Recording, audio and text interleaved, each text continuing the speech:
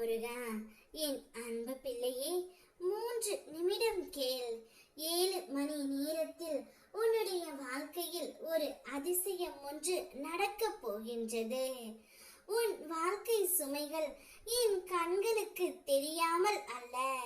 ஒவ்வொரு தருணத்திலும் உன் மனம் உடைந்த பொழுது உன்னை கை தாங்கி நிறுத்தியது நான் தான் பிள்ளையே.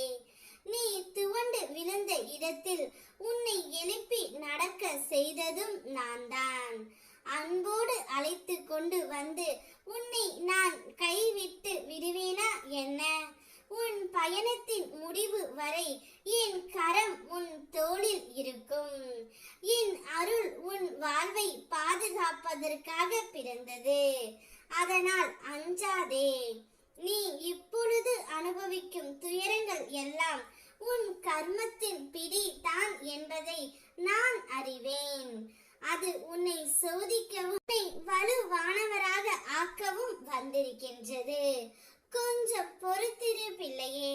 அந்த கர்மத்தின் கட்டை நான் தளர்த்தி உன் வாழ்க்கையை சாந்தியிலும் சந்தோஷத்திலும் நான் மூழ்க செய்வேன். உன் கண்ணீரை எக்காரணம் கொண்டும் வீணாக்காதே.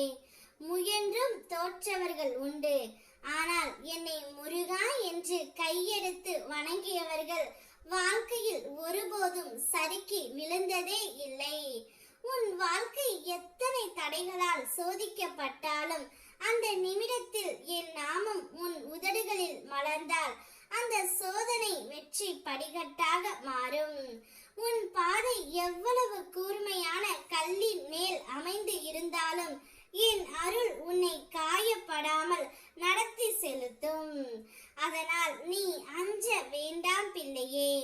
உன் கையில் என் நம்பிக்கை இருக்கும் வரை என்றும் உனக்கு அது காவலாகவே நிற்கும். வாழ்க்கையில் வரும் மாற்றங்களை அமைதியோடு ஏற்றுக்கொள். யாரிடமும் விவாதிக்க வேண்டிய அவசியமில்லை. எந்த சூழ்நிலையிலும் போராட வேண்டிய அவசியமில்லை. சில காலம் நடக்க வேண்டியவை இயல்பாகவே நடந்து விடட்டும். நீ உன் உள்ளத்தில் அமைதியை மட்டும் தாங்கிக்கொள். மீதியெல்லாம் உன் அப்பன் முருகன் நான் பார்த்து கொள்கின்றேன். இன்னும் 7 மணி நேரத்தில் உனக்கு அதிசயத்தை ஒன்று நான் நடத்தி கொடுக்கின்றேன். நீ தேடிக் கொண்டிருக்கும் வாழ்க்கையை காட்டிலும் நான் தரவிருக்கும் வாழ்க்கை உனக்கு நிம்மதியுடனும் நிலைத்தன்மையுடனும் இருக்கும்.